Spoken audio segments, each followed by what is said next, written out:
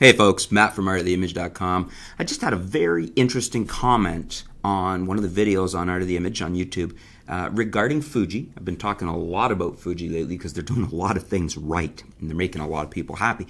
But we don't often hear about drawbacks to the Fuji system. And we have somebody writing in here, and this is Bass Angler. That's their YouTube username.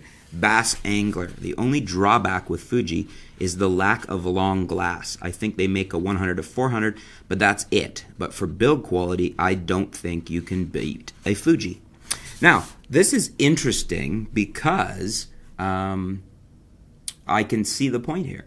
I went and had a look because I was trying to remember how many long lenses there are in the Fuji lineup, and as far as I can tell, there's only three. And that's the 55 to 200 millimeter, the XF 100 to 400 millimeter, and the XC 50 to 230 millimeter. So you've got three lenses, only one of which takes you out past 300 to 400, which I must admit is a stellar lens. I've shot with it at Fuji. I've used it. I really like it.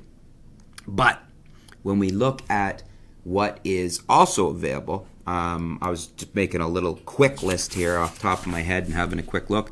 Nikon, for example, 80 to 400, 200 to 500, 70 to 300, very economical, very good performing lens. 55 to 300 for DX, 18 to 300 for DX, various 70 to 200s in their f2.8 and f4 versions.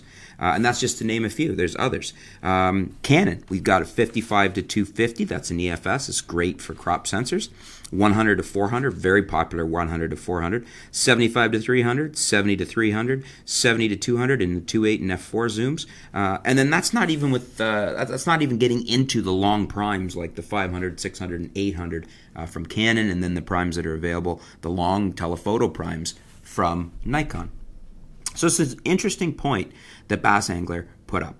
Now, I do know people. I have a very good friend who's traded in his Nikon gear. He had a D800, I believe, and a D4. And he's traded it in a while ago, been shooting Fuji for a while, and I believe at the moment he's got an X Pro 2 and maybe an XT2 as well. He might have actually bought an XT20 as well to go with that.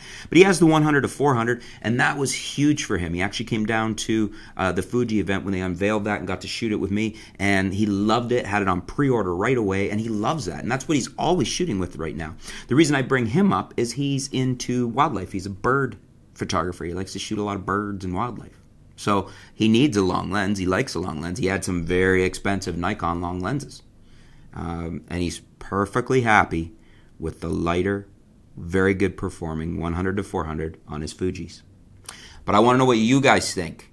Do you think, is this something that's holding you back? Is this a drawback from Fuji? Now, I mean, granted, I want to give kudos where kudos is due.